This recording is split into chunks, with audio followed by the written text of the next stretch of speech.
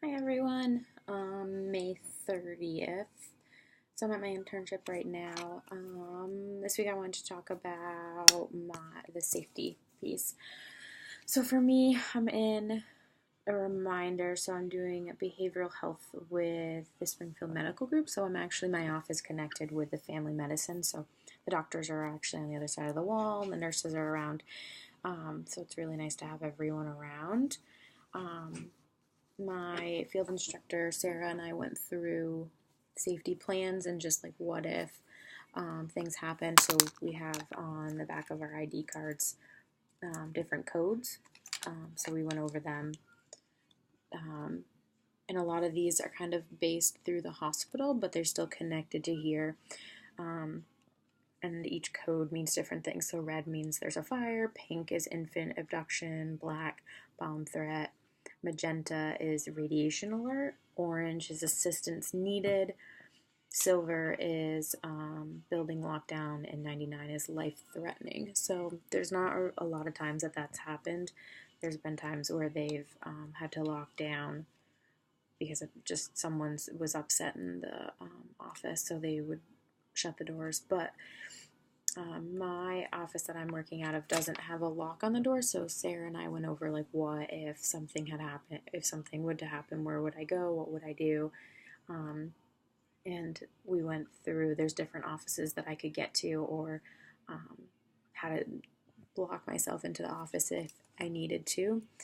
There's also stairwells that no one uses other than the workers, so that's really nice that people don't really think about using them. So we were able to go through them.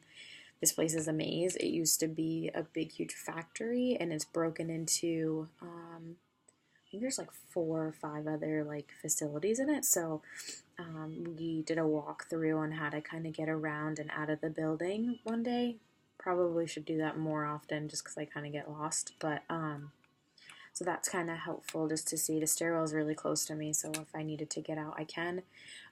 The other piece of the safety is we talked about if there was a client with me and how I would handle that situation, because it wouldn't just be keeping me safe, it would be making sure that the client was in a good space and was feeling safe too. So we went over that, which you could be prepared all you want, but in the end, you never know how a client could react. They could get really upset, or they could totally be fine.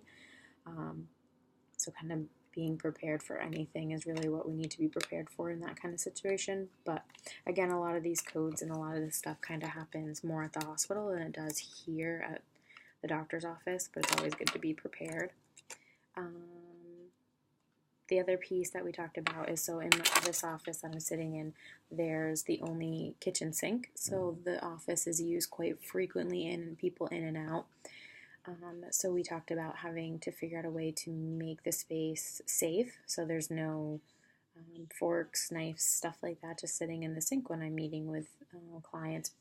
And also um, how to set up the office so I'm not sitting far away from the door, and neither is the client. So just trying to figure out that healthy balance because the room is kind of awkwardly long, so it's not like we both could sit on each side and kind of be close to the door. So I'm still trying to figure out the best way to set up the office, but right now how it's set up I think could work. It's just making it comfortable.